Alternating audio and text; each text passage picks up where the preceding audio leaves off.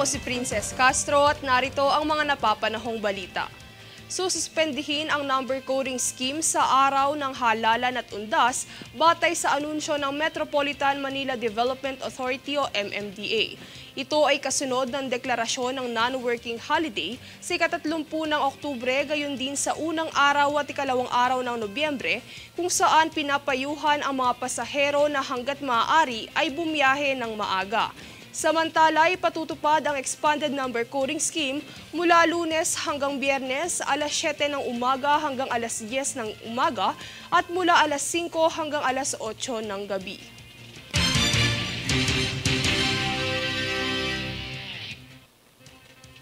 Kabi-kabilaan na ang paghahanda ng pamahalaan ng lungsod ng Quezon para sa paparating na undas ngayong taon, kung saan isa na rito ang inaasahang pagbigat ng daloy ng trapiko. Narito ang kabuuang ulat.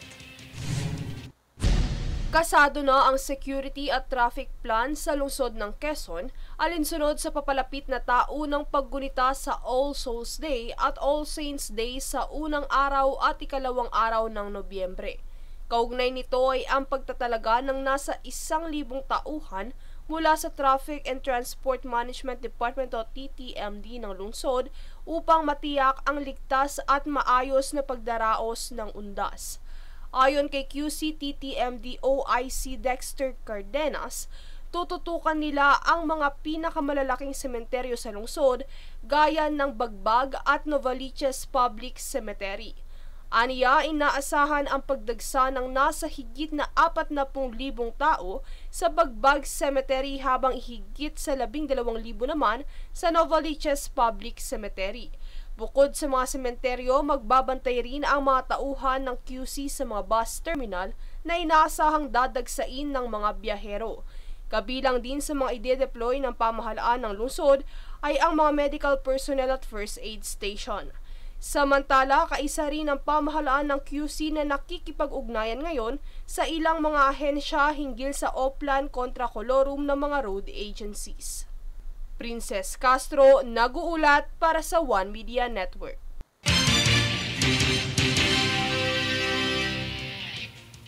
Isinaad ng Department of Tourism o DOT kamakailan na handa na umano ang Oriental Mindoro na salubungin ang mga turista matapos makabangon mula sa epekto ng oil spill na naganap sa lalawigan noong Pebrero.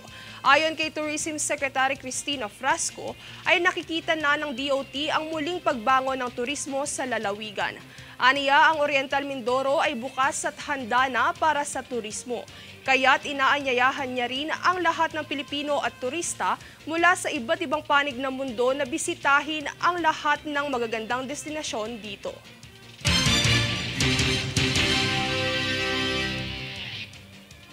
Kami ang boses ng pagbabago. Ako si Princess Castro, ito ang News Force. Sa ulo ng mga balita. Operasyon kontra Colorum, ipapatupad ng mga road agencies bilang paghahanda sa BSKE at undas. Ika-31 ng Oktubre, hindi idedeklarang holiday. Kaso sa iligal na sugal online, tinutukan ng DILG. 2 puganteng Koreano arestado sa Pampanga sa kasong panggagancho. Pagbili ng karne, kinakailangan may sertipiko na nagdaan sa inspeksyon ayon sa NMIS. Department of Migrant Workers, inaasikaso na ang pagpapauwi sa higit pang 100 OFWs mula sa Israel. Patas at pantay na balita. Komprehensibong ulat para sa pulso ng masa. Ito ang News Force.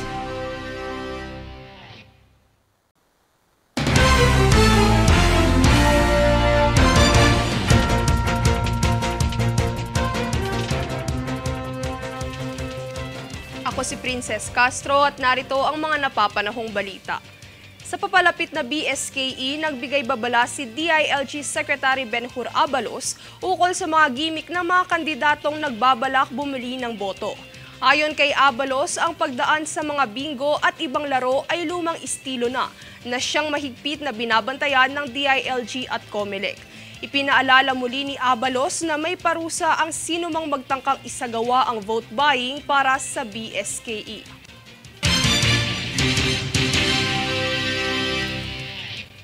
Maging mapanuri sa pagbili ng karne. Yan ang paalala ng NMIS matapos itong isagawa ang inspeksyon para masiguro na sariwa at ligtas bilhin ang mga karne sa merkado na siyang dapat may tatak ng NMIS. Alamin yan mula kay Daniza Lopez. Hinikayat ng National Meat Inspection Service o NMIS-4A ang publiko na maging mapanuri sa pagbili ng mga karne. Ipinahayag ni NMIS Calabarzon Regional Technical Director Dr. Fernando Lontoc ang patuloy na pagsasagawa ng inspeksyon para matiyak ang seguridad at kaligtasan ng mga mamimili. Ayon kay Lontoc, dapat na mayroong tatak ng inspeksyon at sertipiko ang mga karne para masiguro na nagdaan ito sa pagsusuri ng NMIS. Bukod pa rito, nararapat din daw na tingnan ang kulay kung maputla o hindi para makita kung sariwa pa ba ang mga ito. Dagdag pa niya, siguraduhin din dapat ng mga mamimili na walang hindi kaaya-ayang amoy ang mga karne. Sa papalapit na holiday season, tiniyak naman ni Lontoc na sapat ang supply ng mga karne para sa mga mamimili sa Calabarzon. Daniza Lopez nag-uulat para sa One Media Network.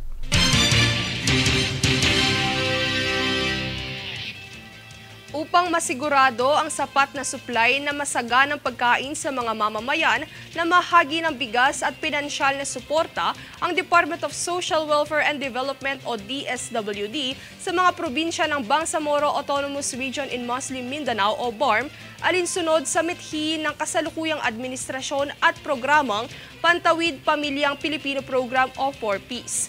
Ang bawat benepisyaryo ng 4Ps ay nakatanggap ng 25 kilong sako ng bigas na siyang mula sa mga kinumpiska ng Bureau of Customs sa Zamboanga noong nakaraang buwan ng Mayo.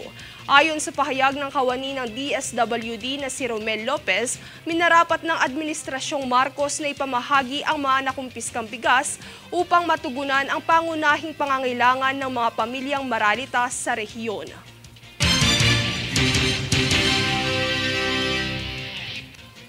Kami ang boses ng pagbabago. Ako si Princess Castro at ito ang News Force.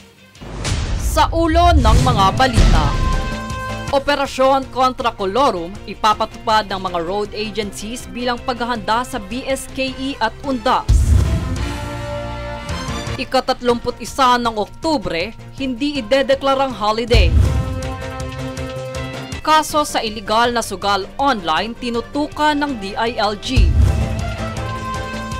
2 puganteng Koreano arestado sa Pampanga sa kasong panggagancho. Pagbili ng karne, kinakailangan may sertipiko na nagdaan sa inspeksyon ayon sa NMIS.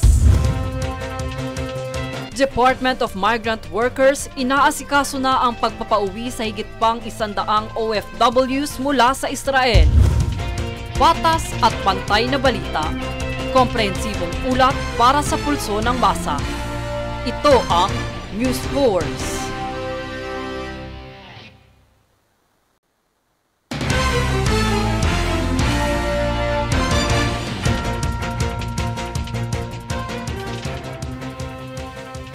Ako si Princess Castro at narito ang mga napapanahong balita.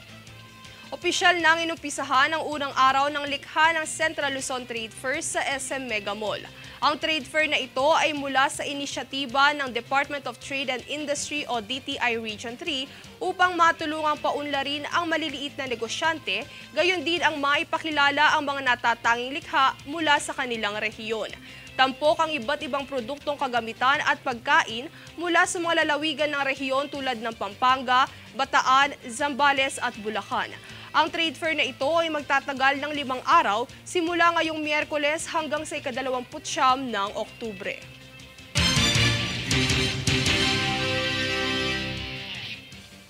Mas mabilis na proseso at pamamahagi ng fuel subsidy ang kasalukuyang tinututukan ni Pangulong Bongbong Marcos Jr. bilang tugon sa kamakailang oil price hike. Narito si Francis Riodique para sa balita.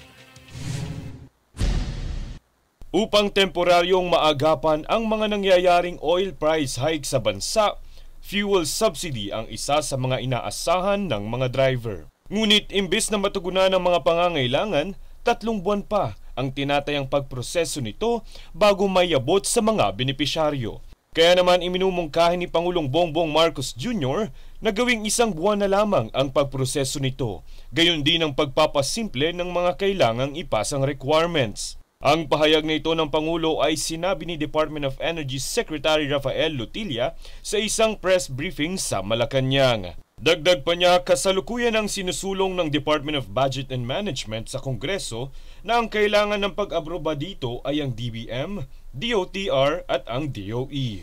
May release naman ito kapag na-finalize na ng DOTR ang mga may prangkisa, DILG naman para sa listahan ng mga tricycle drivers at DTI para sa delivery service drivers. Samantala, hinihikayat ni Pangulong Marcos na ipagpatuloy ang transition ng mga mass transport at light cargo na sasakyan sa pagiging electric vehicle o e-vehicles. Francis Riudique, nag-uulat para sa One Media Network.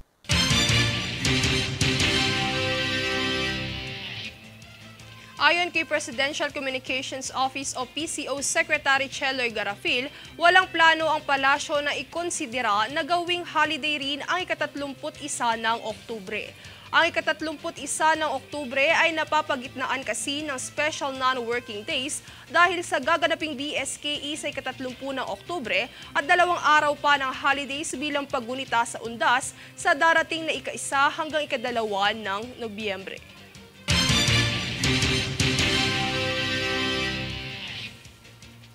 Kami ang boses ng pagbabago. Ako si Princess Castro at ito ang News Force. Sa ulo ng mga balita, Operasyon kontra Colorum ipapatupad ng mga road agencies bilang paghahanda sa BSKE at undas. Ika-31 ng Oktubre, hindi idedeklarang holiday. Kaso sa iligal na sugal online tinutukan ng DILG. 2 puganteng Koreano arestado sa Pampanga sa kasong panggagancho. Pagbili ng karne, kinakailangan may sertipiko na nagdaan sa inspeksyon ayon sa NMIS.